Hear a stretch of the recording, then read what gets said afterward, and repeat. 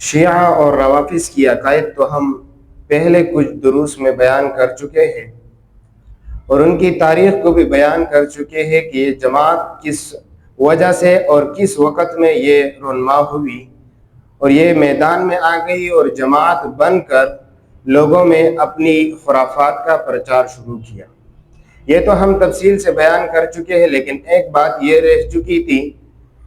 کہ یہ جو موجودہ یہ لوگ ماتم کرتے ہیں، اس ماتم کی حیثیت کیا ہے اور یہ ماتم کس جگہ سے شروع ہوا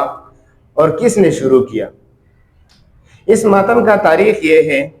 کہ جب واقعہ کربلا پیش آیا، جو کہ آپ سب کو معلوم ہوگی، یزید کی گورنری میں ہو گئی تھی، تو یزید کو جب پتہ لگ گیا کہ نبی کریم صلی اللہ علیہ وسلم کی اہل بیت میں سے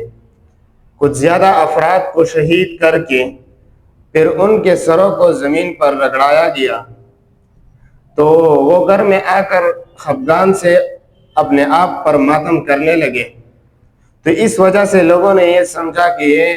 کچھ ثواب کی چیز ہوگی، کہ اس جماعت نے اسی وقت سے یہ کام شروع کی۔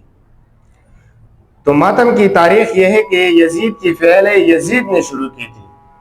تو یہ لوگ جب کرتے ہیں تو پتہ لگ گیا کہ یہ جماعت علی نہیں، یہ جماعت حسین رضی اللہ تعالی عنہ نہیں، بلکہ یہ عبداللہ بن سبا یمنی کی اولاد ہے اور یہودوں کی رسم اور رواج اور نقش قدم پر چلتے ہیں۔ اور دوسری بات یہ ہے کہ یہ جو ماتم وغیرہ کرتے ہیں، اگر اس کو تاریخ کی نظر سے دیکھا جائے اور مطالعہ کر کے دیکھا جائے تو یہودوں کے گرجوں اور کنیسوں میں بھی ماتم کیا جاتا ہے۔ تو پتہ لگ گیا کہ یہ یہودوں کا فعل اور کام ہے۔ تیسری بات یہ ہے کہ 10 تاریخ یا 9 تاریخ پر یہ متع بھی واجب قرار دیتے ہیں اور کرتے بھی ہیں، اگرچہ متع کے بارے میں کچھ صراحتاً آیاتیں اور کچھ احادیث موجود ہے جو کہ اس کی حرمت کو واضح کرتا ہے، اور احادیث سے بھی معلوم ہوتا ہے کہ متع کرنا حرام ہے۔ تو اتنی مبارک دن پر یہ حرام چیزوں میں انہوں نے لوگوں کو مبتلا کیا ہوا ہے، اور یہودوں کی رسم و رواج کو لے کر اپنے آپ کو محبوبان علی، اپنے آپ کو محبوبان حسین رضی اللہ تعالیٰ عنہ کہتے ہیں۔ اس کی کوئی تاریخ نہیں، بلکہ اگر اس کی تاریخ کو دیکھا جائے تو یہودوں کی کتابوں میں مل جائے گا، ورنہ اور مسلمانوں اور صحابہ کی تاریخ میں ایسی کوئی کتاب نہیں۔ کسی صحابی نے پیغمبر کی وفات پر ماتم نہیں منایا، کسی صحابی نے دوسری صحابی کی وفات پر ماتم نہیں منایا، پیغمبر علیہ السلام کی وفات پر کسی نے ماتم نہیں منایا، پیغمبر علیہ السلام کی بیٹے کی وفات پر، پیغمبر علیہ السلام کی بیٹیوں کی وفات پر کسی نے ماتم نہیں منایا، کسی نے 1,24,000 صحابہ پر کسی نے ماتم نہیں بنایا، کسی نے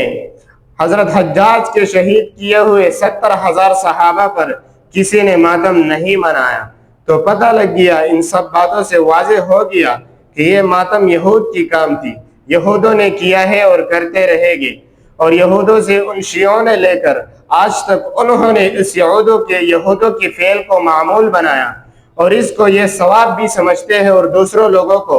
اس پر معمول کر کے رکھا ہوا ہے کہ اس میں ثواب ہے۔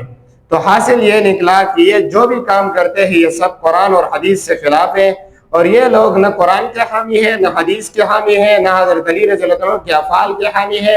اور نہ نبی کریم صلی اللہ علیہ وسلم کے افعال کے حامی ہے۔ لہٰذا غرض یہ ہے کہ ان کے جلوس وغیرہ سے احتراز کیا جائے، یہ قرآن کی مخالفت میں نکلنا ہوگا اگر اس کے جلوس میں کوئی نکل گئے۔ والسلام۔